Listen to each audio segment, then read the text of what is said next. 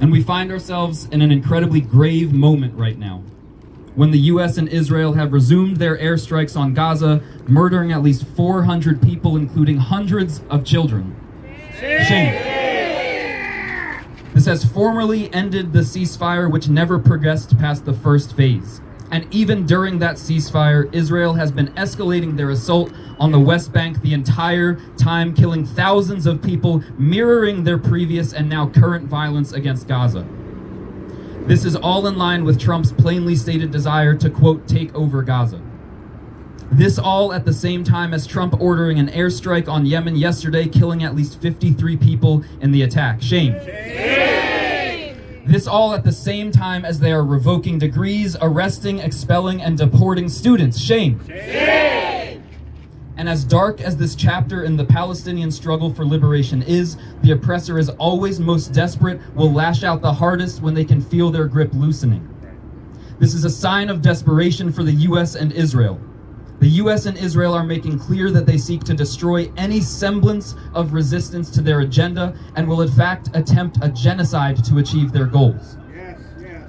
They attacked the students because they were building a legitimate organization and mass consciousness around the injustice that is the investments that many colleges and universities have to Israel's genocide of Palestine.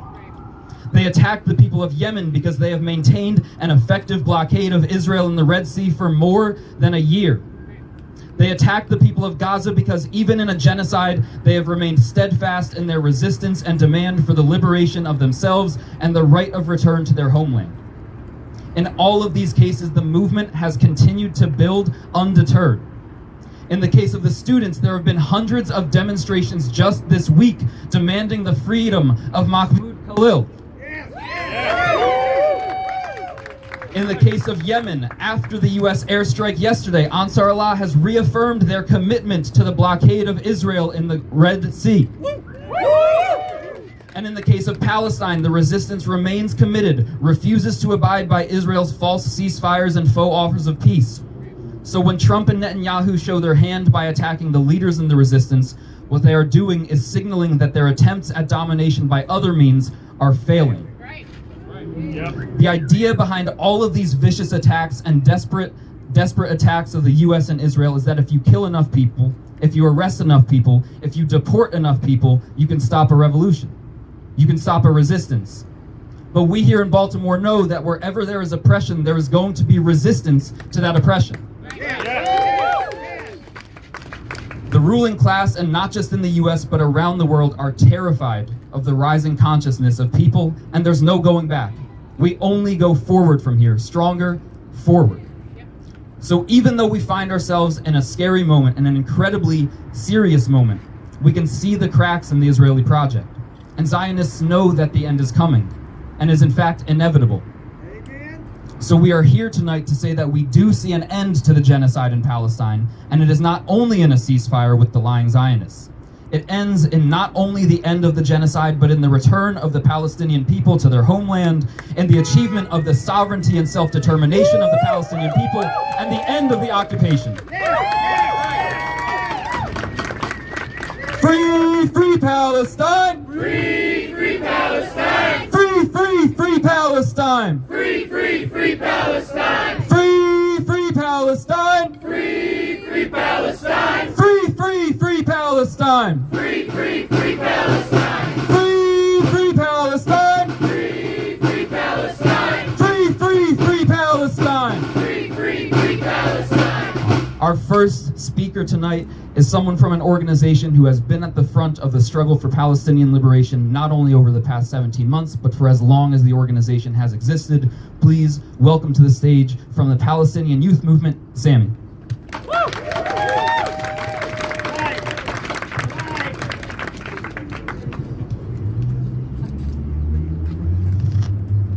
Last night, the Zionist entity of Israel, yet again, with the full backing of the U.S., ramped up with all-out war against Gaza. Shame! Shame!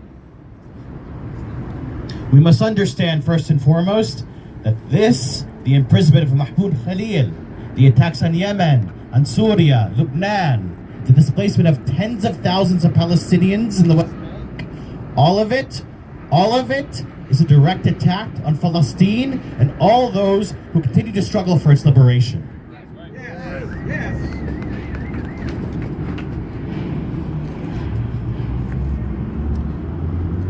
Now, I know you all are appalled by what's happening, but we also must remember that this isn't surprising. The U.S. and Israel are hell-bent on breaking the will of the Palestinian people.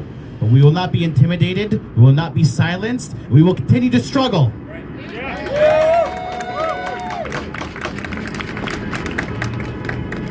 Yet, as we advance that struggle, there's something important we must understand, a concept, an idea. That is what's happening right now is a direct result of a ceasefire without a people's arms embargo. For a ceasefire without one is nothing more than ongoing genocide.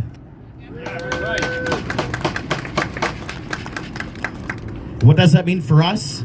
For us here, we have in our backyard a port that has been ravaged and destroyed by a corporation complicit in the destruction of the Key Bridge. A corporation by the name of Maersk that seeks to automate people's livelihoods and continue to transport military cargo to a genocidal entity. To that we say shame! Shame! And that is why today I want to echo the demand of a people's arms embargo now. That is why for us, as a Palestinian youth movement, we've launched and continue to organize with our Mask Off Maersk campaign to build with workers, with longshoremen, with truckers, with organizations, like people like you all here today. Because for the last 17 months, whether you were organizing with Amazon workers or with residents at Sparrows Point, whether you were confronting ICE or you're organizing protests or vigils or organizing fundraisers, all of that continues to build us collective power towards being able to demand a people's arms embargo right here and right now. Arms embargo now! Arms embargo now! Arms embargo now! Arms embargo now! Arms embargo now! Thank you. When people are occupied, resistance is justified. When people are occupied, we want justice, you say how, and the occupation now. We want justice, you say how, and the occupation now. We want justice, you say how, and the occupation now. We want justice, you say how, and the occupation now. Woo! Thank you, Sammy. Make some noise for Sammy of the Palestinian Youth Movement again. Thank you, Sammy. Our next speaker is going to speak to the very specific and critical conditions that Palestine is facing, that Gaza is facing right now. So please welcome to the stage one of my comrades, Jake.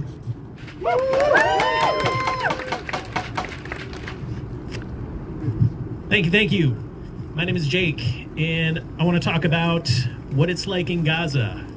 My friend Samar Majdi Mohammed El Nabi lives in Al Shujaya neighborhood in Gaza City, in the northern part of the Gaza Strip. And for 528 days, Samar and her family have endured and survived Israel's genocidal campaign against the people of Gaza. She's 27 years old, and her birthday is next week. This morning, she texted me at 3:40 a.m. to tell me that war has returned and that bombs were falling all night long. But what does it take to endure 528 days of US-made bombs raining down around your home, drones buzzing overhead and threatening to unload their ammunition on anyone it detects, the distant rumbling of tanks and bulldozers slowly coming closer? The very sounds of the conflict are inescapable, haunting Samar at every moment. On some nights, drones would scatter flash grenades to cast a bright red glare against the buildings, terrifying them with the thought of what could come next and ensuring that no one could sleep. Everyone in Gaza is exhausted, no one has any money, there is no electricity, no running water, and no cooking gas. Day-to-day existence itself is the real struggle for hundreds of thousands of people. Israel's total blockade on goods entering Gaza ensures widespread starvation. Samar and her family survive the hardest times, the leanest times, by eating animal feed. and living off of IV drips in her arm. Israel's assault on Gaza's hospitals is probably the most grotesque aspect of this genocide. Doctors and nurses describe seemingly endless shifts following bombings, trying to operate on brutally wounded patients without any painkillers while Zionist forces attack the very hospitals that they are working in and kill the medical staff there. Even newborn Palestinians are not spared by Israel. In some of Gaza's hospitals, IOF snipers murdered NICU babies and left premature babies to die in incubators. Shame!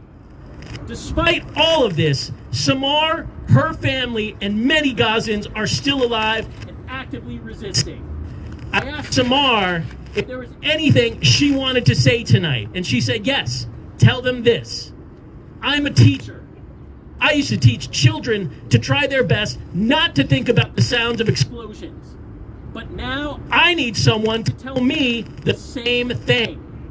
In Gaza, we have experienced every humiliation. This war causes a great pain, and we are exhausting. The occupation has not stopped. It has returned with strength to try and destroy us. I'm afraid. I am not just a number or a soul that will pass away and be forgotten by people. I only dream of living. Yes. Your support can change opinions and help pressure the governments that impose humiliation, hunger, and occupation upon us. Your call for peace and justice is a strong motivation for us to continue our struggle for freedom and dignity. Please do not leave us alone.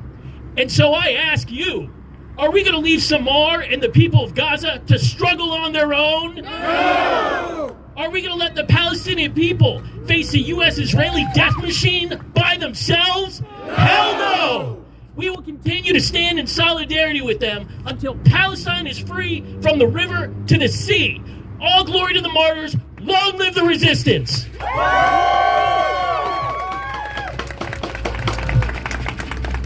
Thank you.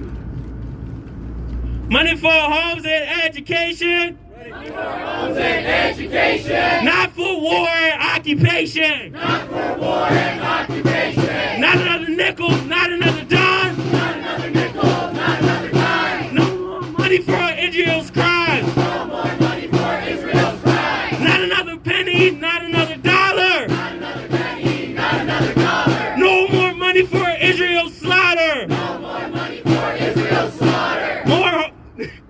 More homes and education. More homes and education. Not for war and occupation. Not for war and occupation. Not another nickel, not another dime. Not another nickel, not another dime. No more money for Israel's crimes. No more money for Israel's crimes. Not another penny, not another dollar. Not another penny, not another dollar. No more money for Israel's slaughter. No more money for Israel's slaughter. Our next speaker comes from an organization that has been doing organizing in Baltimore for a long time and always understands the connection between the struggle against imperialism, with our own struggle right here in Baltimore. From the People's Power Assembly, please welcome up Carrington.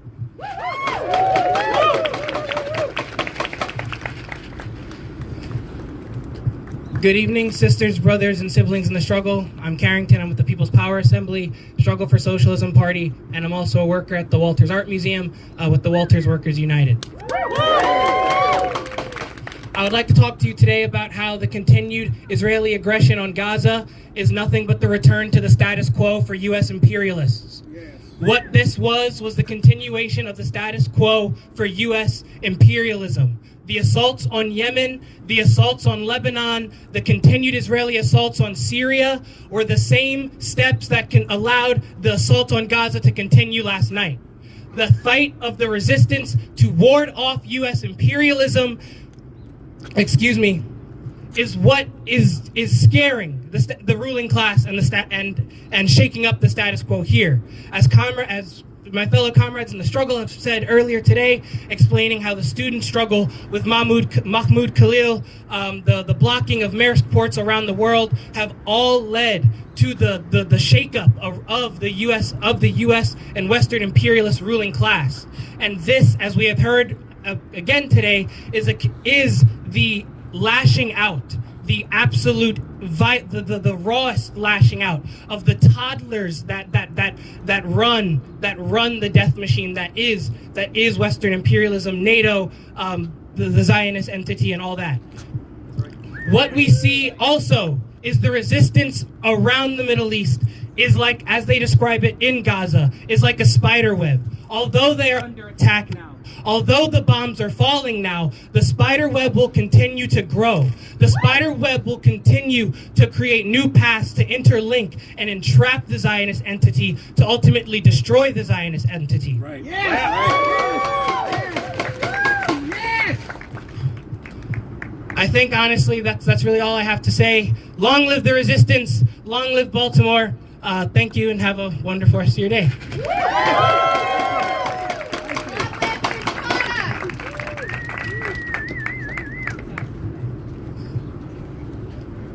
We will honor all our martyrs. We will honor all our martyrs. All our children, sons and daughters. All our children, sons and daughters. We will honor all our martyrs. We will honor all our martyrs. All our parents, mothers, fathers. All our parents, mothers, fathers. We will honor all our martyrs. We will honor all our martyrs. All our children, sons and daughters. All our children, sons and daughters. We will honor all our martyrs. We will honor all our martyrs. All our parents, mothers, fathers. All our parents, mothers, fathers. Netanyahu, you will see. Natenyahu, you will see. Palestine will be free. Palestine will be free. Netanyahu, you will see. Natenyahu, you will see. Palestine will be free. Palestine will be free. From Baltimore to Palestine, Baltimore to Palestine. occupation is a crime. Occupation is a crime. From Baltimore to Palestine, Baltimore to Palestine. occupation is a crime. Occupation is a crime. Make some noise, make some noise. Our next speaker is going to give an update politically on what's happening in Gaza. Again, speaking to the need, the urgency of what we are doing here right now, the movement that we are a part of, that we continue to push forward in spite of the intensification of the repression of the movement. Please make some noise and welcome to the stage my comrade in the Party for Socialism and Liberation, Kenya.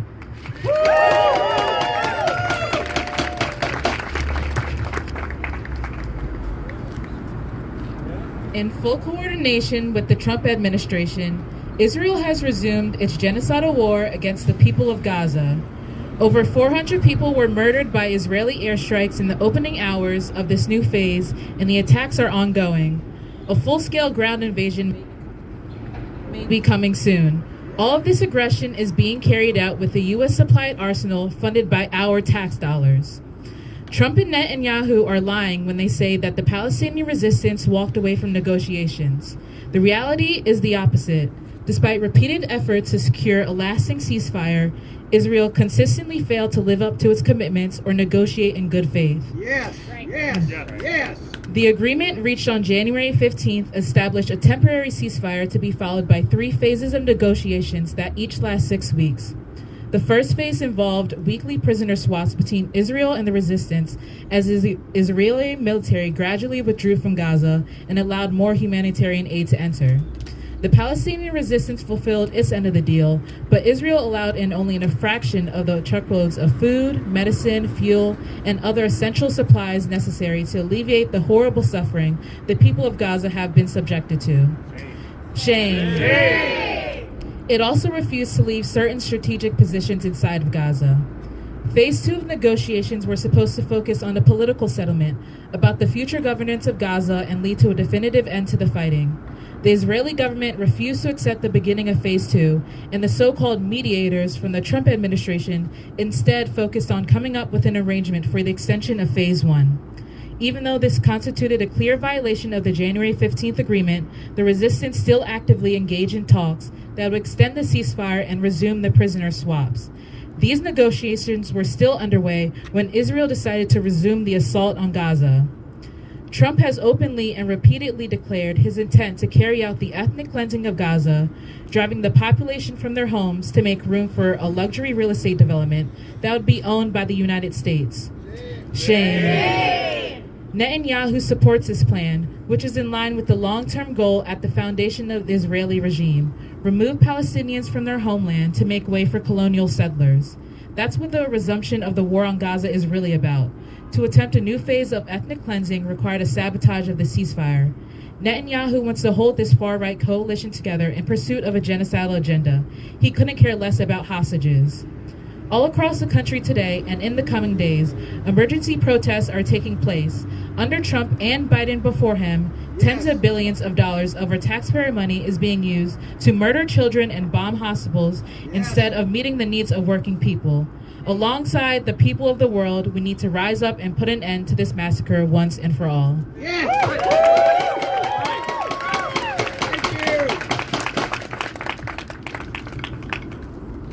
Netanyahu, you can't hide. Netanyahu, you can't hide. Palestine. We charge you with genocide.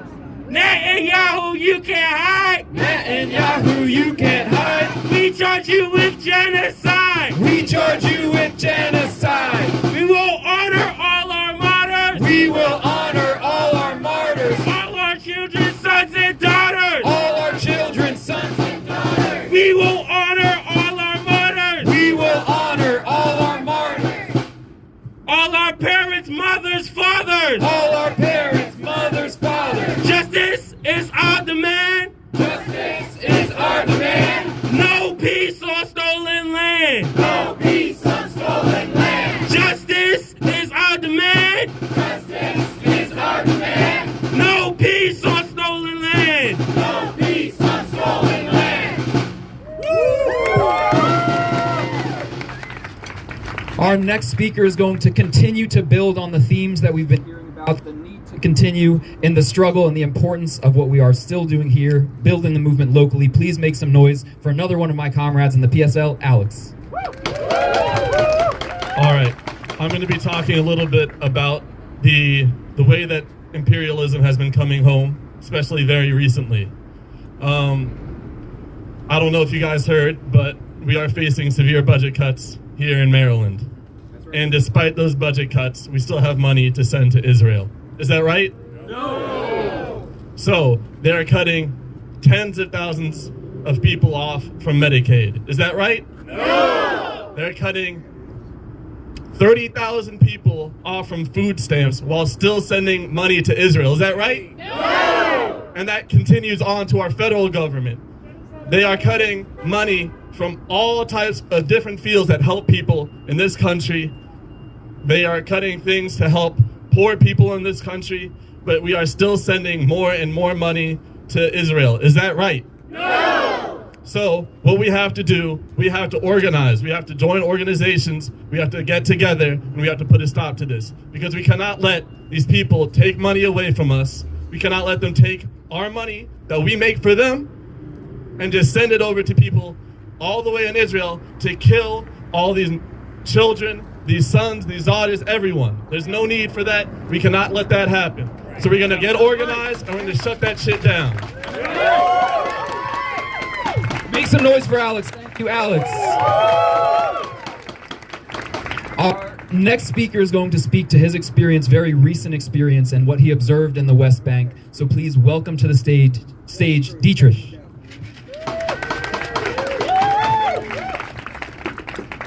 Okay, hello, my name is Dietrich. I'm living in Hamburg, Germany, and I have a privileged passport that allows me to enter the United States fairly easily, and that also allowed me to travel to Israel and Palestine fairly easily. You know, I could travel into Tel Aviv, for example, which is not possible for anyone who is living in the occupied territories. They always have to fly, if they have a travel permit, if they get a visa at all, as usually stateless people, they have to travel through Amman. They have to see whether the border is open or not, which implies a lot of costs and stress and so on. So I had the privilege to go there and to spend some time at a family farm in the hills south of Bethlehem, which is very much threatened by settlements. So it's not about the war in Gaza, it's about the West Bank. And I traveled there right after the ceasefire came into power, well, started, and Trump came into power, and I left the country before, and I mean after 4 weeks. And what I heard was, first of all, people said, now the West Bank is paying the price for Gaza. Okay, I mean, this doesn't mean that exactly the same is happening at the moment in the West Bank, but I mean, basically the tendency is the same there also. They just don't, I mean, the Israeli government, the Zionists, they just don't want the people of the West Bank there either. So, I mean, what we witnessed, and that was more in the north of the West Bank, I mean, you know that the refugee camps were what they call evacuated. So, I mean, basically they destroyed 40,000 homes, or for people who had to flee their homes. I mean, this is on a tents, those are houses, they live there. It's their home for decades, because they were living in refugee camps after they were evicted from the 48 territories in the Nakba. So it's their homes that they were in Tulkarem, in Jenin, in close to Nablus, that they were, you know, driven out and basically everything destroyed. So that's the north. I was in the south, you know, I was in the Bethlehem area, which is the, by comparison, most peaceful part of the West Bank. But still, what happens there? And that's the daily practice. It's not like all the time people have to be killed to occupation be just so cruel and so disruptive of people's lives. So, for example, I mean, I was at a place that's really threatened by settlements of the Gush Etzion settlement block. So while I was there, they started a construction site right next to it. I mean, kind of like over there where you're standing. You know, they started putting containers there, putting construction material there, and they will start the enlargement of the Neve Daniel settlement over there. And the real threat is that once there is a settlement, they say, oh, we feel threatened by those Arabs over there. They have to go away. We need a military zone. So, you know, it comes with construction machines, the threat. People from an ecumenical accompaniment, you know, human rights program, that told us stories like the following. Schools, you know, there is a school complex between Bethlehem and where I was, Al-Khadr, 5 schools. Children had their exam week. Soldiers came there every day of the exam week, throwing sound grenades and tear gas at the children, basically to disrupt everything. And that happened again weeks later. Little girls coming out of the school with balloons, little girls coming out. And the soldiers afterwards said, well, boys were throwing stones. No, there was nothing. So they were throwing tear gas at little girls coming out of school. That's normalcy of occupation. They went on the Square of Manger. You know, I mean, this is one of the most touristic hotspots of the world, you know, in Bethlehem. I mean, it's empty at the moment because no tourists come there anymore, or hardly any.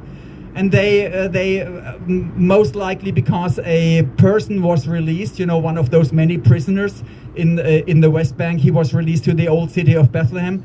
And they drove on the Manger Square and throw tear gas and sound grenades at the Manger Square, at people just walking around there, to give the strong signal, don't you dare to celebrate the release of people. Another scene, Friday prayer. The Imam is preaching about the life reality. He's not extremely sharp, he's just talking about the reality on the ground. So, soldiers drive by the square, you know, where the mosque is, and they throw out sound grenades at the people. You know, men and women going in and out of the mosque. They throw out sound grenades. As if that was not terrible enough, 4 soldiers are up on a balcony ready to shoot. So, I mean, if people kind of lose their temper because of this happening, they will be shot. That's the consequence. And things like that, I mean, I could endless, you know, there are endless more stories. And this is the relatively calm area of the West Bank. When I drove down to the Jordan Valley, to Jericho, we visited Jericho, a friend from the Combatants for Peace. You know, it's a peace organization together with Israelis and Palestinians. You could see a lot of house demolitions. I mean, they didn't happen while I was there. You know, I never was confronted with something like that myself. But I mean, you see, I mean, if you have open eyes and if you listen to people, and I listen to a lot of people, you learn the disrupting, evil character of occupation in the West Bank all the time. So, yeah, I mean, it's hard to continue. And I mean, by comparison to Gaza, it's all kind of, I mean, I said low intensity. Somebody said, wow, that's not low intensity. Yes. I mean, sometimes I am myself shocked about, you know, what kind of concepts get in your mind, low intensity. No, it's the intensity of giving people the signal, get away, go out. And therefore, I mean, I can only repeat the slogan, from the river to the sea, everybody shall live free and secure and with equality. That's it.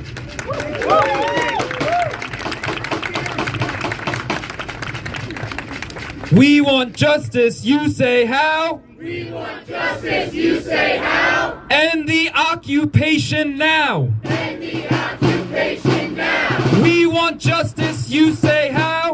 We want justice, you say how? End the occupation now. End the occupation now. Not another nickel, not another dime. Not another nickel, not another dime. No more money for Israel's crimes. No more money for Israel's crimes. Not another nickel, not another dime. Not another nickel, not another dime. No more money for Israel's crimes. No more money for Israel's crimes. Money for jobs and education. Money for jobs and education. Not for war and occupation. Not for war and occupation. Money for jobs and education. Money for jobs and education. Not for war and occupation. Not for war and occupation. From Baltimore to Palestine. From Baltimore to Palestine. Occupation is a crime. Occupation is a crime. From Palestine to Mexico. From Palestine to Mexico. All the walls have got to go. All the walls have got to go. 1, 2, 3, 4. 1, 2, 3, 4. Occupation no more. Occupation no more. 5, 6, 7, 8. 5, 6, 7, 8. Israel is a terrorist state. Israel is a terrorist state. We will honor all our martyrs. We will honor all our martyrs. All our children, sons and daughters. All our children, sons and daughters. We will honor all our martyrs. We will honor all our martyrs. All our parents, mothers and fathers. All our parents, mothers and fathers. Justice is our demand. Justice is our demand. No peace on stolen land. No peace on stolen land. Justice is our demand. Justice is our demand. No peace on stolen land. No peace on stolen land. End the killings. Stop the war crimes.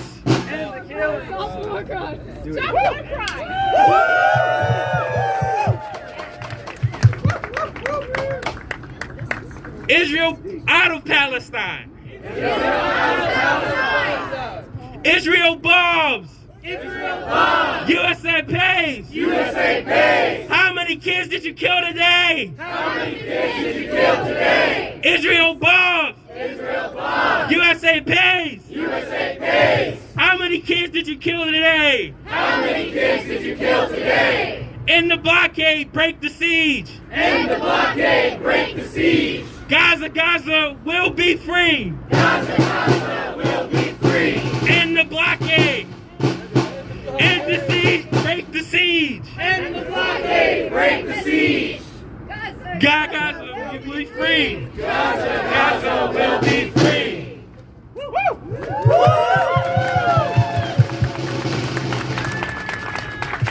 All right, as we near the end of this, we want to think not just about what we're fighting against. We're not only fighting against the colonization of the people of Palestine. We're not only fighting against the oppression and occupation of neighborhoods throughout Baltimore. What we're fighting for. Because when we see the extreme violence that's being carried out by Israel and the U.S. against Palestine, the loudest demand often is for peace. So it's important that we define what we mean by peace. Our understanding of peace includes, but is not limited to, the absence of violence. It is not only the absence of children under the rubble in Palestine, not only the absence of a shooting in our city. Peace means that people have what they need to live safe, dignified lives. Peace means that every person has access to stable housing.